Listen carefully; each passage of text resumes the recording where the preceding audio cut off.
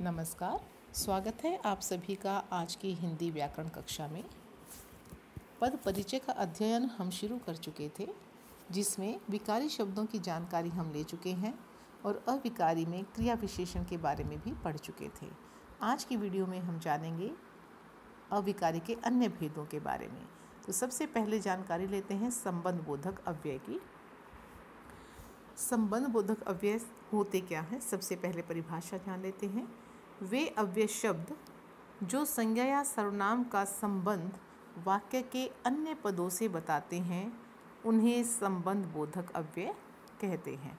अब इन्हें कैसे पहचानें? इनके साथ विभक्ति या प्रसर्ग की अपेक्षा रहती है। जैसे पहले उदाहरण देख लेते हैं। राघव के बिना मैं वहाँ नहीं ठहरूंगा। सुलेखा मेरे आगे की सीट पर थी। अब पहला ही वाक्य देखते हैं। राघव के बिना मैं, के बिना अंडरलाइन है। यह जो शब्द है राघव और मैं में संबंध बता रहा है। तो दो संज्ञा अथवा किसी सर्वनाम के अंदर ये संबंध बताते हैं। ऐसे ही दूसरा वाक्य, सुलेखा मेरे आगे की सीट पर थी। मेरे और सीट का संबंध हमें किससे पता लग रहा है? आगे की, इन शब्दों से। तो ऐसे शब्द कहलाते हैं संबंध बोधक। और जब हम इनका परिचय देंगे तो हमें दो बातें लिखनी होंगी। एक तो हम इसे पहचानेंगे कि यह क्या है, संबंध बोधक है, और दूसरा किन शब्दों में संबंध बता रहा है। मान लो मैं कहती हूँ मेरे घर के सामने मंदिर है। के सामने अंडरलाइन हो गया और के सामने का परिचय पूछा जा रहा है, तो के सामने से हमने पहचान लिया कि यह जो है संबंध बोधक है। अब किस में संबंध बता रहा है, दूसरा बिंदु वह लिखना है। घर और मंदिर में संबंध बताने वाला। तो उदाहरण जैसे दिए हुए हैं, के साथ, से पहले, के अतिरिक्त, के सामने, ये जो होते हैं सभी संबंध बोधक होते हैं। अब ध्यान देने की बात है कि कुछ शब्द ऐसे हैं जो क्रिया विशेषण के रूप में भी प्रयुक्त हो जाते हैं और संबंध बोधक में भी दिखाई देते हैं। तो हम फ़र्क कैसे करें? जैसे एक वाक्य में बोलती हूँ वह भीतर है, और दूसरा वह घर के भीतर है। अब भीतर है, कहाँ है? भीतर। तो कहाँ का आंसर हो गया? क्रिया विशेषण, स्थानवाचक क्रिया विशेषण। और दूसरे वाक्य में मैंने बोला वह घर के भीतर है, तो वह और घर में संबंध बता रहा है के भीतर। तो यहाँ के भीतर जो है वह है क्रिया, वह है संबंध बोधक। और जो पहला वाक्य था वह भीतर है, वह है स्थानवाचक क्रिया विशेषण। अब संबंध बोधक के बाद बढ़ते हैं समुच्चय बोधक की तरफ। समुच्चय बोधक किसे कहते हैं? समुच्चय बोधक, समुच्चय का अर्थ होता है समूह, जो समूह का बोध कराए, यानी कि एक या दो या उनसे अधिक शब्दों अथवा वाक्यों को जो जोड़ते हैं। ऐसे शब्द, अव्यय शब्द जो दो या अधिक वाक्यों या शब्दों को जोड़ते हैं, उन्हें कहते हैं समुच्चय बोधक। समुच्चय का अर्थ हम संग्रह या मेल भी ले सकते हैं, और बोधक का अर्थ होता है बताने वाला।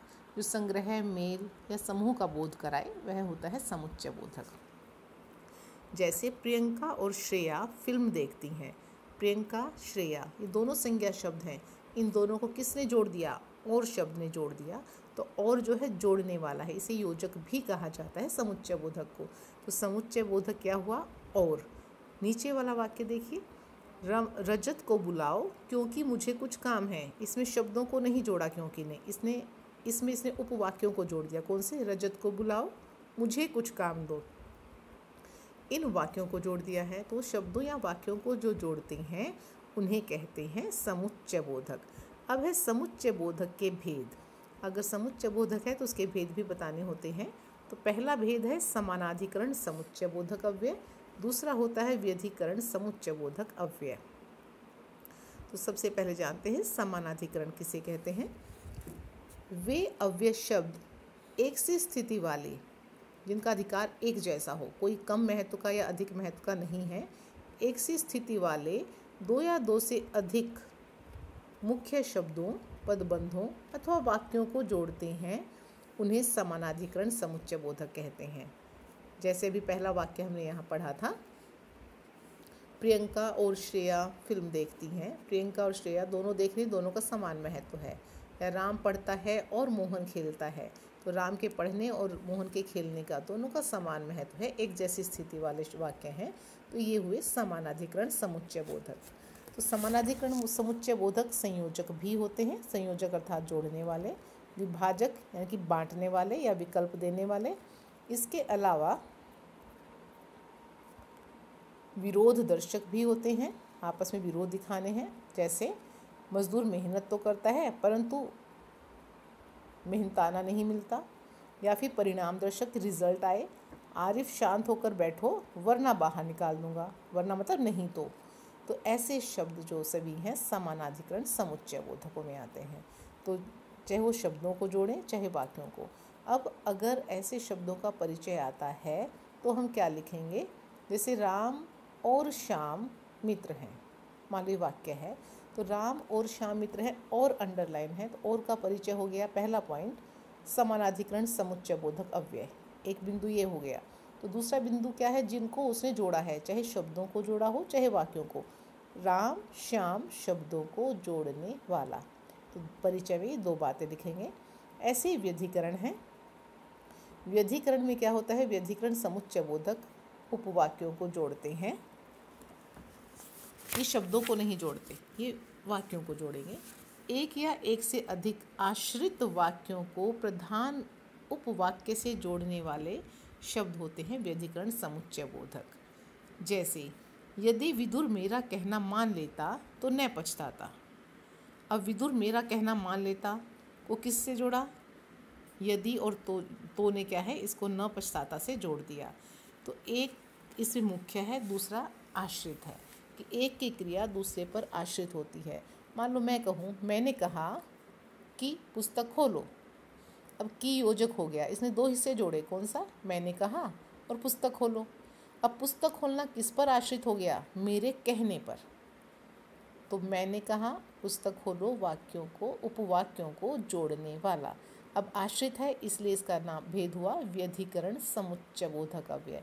तो जब व्यधिकरण समुच्चय बोधक होते हैं उसका पहला बिंदु तो यही लिखा जाएगा कि वो व्यधिकरण समुच्चय बोधक है, और दूसरा लिखेंगे कि उसने किसको जोड़ा है, उन वाक्यों को लिखेंगे कि इस और इस वाक्य को उपवाक्य को जोड़ने वाला।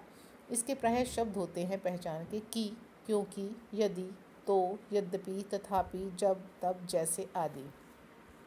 और समानाधिकरण में क्या होते हैं प्रायः, और, तथा, एवं, किंतु, परंतु, लेकिन, या, अथवा, इसलिए आदि। ये समानाधिकरण और व्यधिकरण समुच्चय बोधकों के भेद हमने जान लिए और उनका परिचय कैसे देना है वो भी जान लिया। और व्यधिकरण में इसने थोड़ा सा और विस्तार से भी बता दिया है, उसे आप पढ़ना चाहें कि व्यधिकरण समुच्चय बोधक हेतु बोधक होते हैं, कारण बताने वाले, या संकेत देते हैं कि ऐसा करेंगे तो ऐसा हो जाएगा, या स्वरूप बोधक होते हैं कि तुम्हारे हाथ मक्खन से हैं अर्थात कोमल है, उसको और एक्सप्लेन कर देते हैं, या फिर उद्देश्य बोधक होते हैं, अनुजा रोज पढ़ती है ताकि प्रथम आ सके, ताकि, जिससे कि, इस तरह के जो शब्द होते हैं व्यधिकरण समुच्चय बोधक होते हैं। अब पढ़ेंगे हम विस्मयादि बोधक अव्यय। विस्मयादि बोधक अव्यय, विस्मय जमा आदि जमा बोधक, विस्मय आदि शब्दों का बोध कराने वाले अव्यय शब्द होते हैं विस्मयादि बोधक।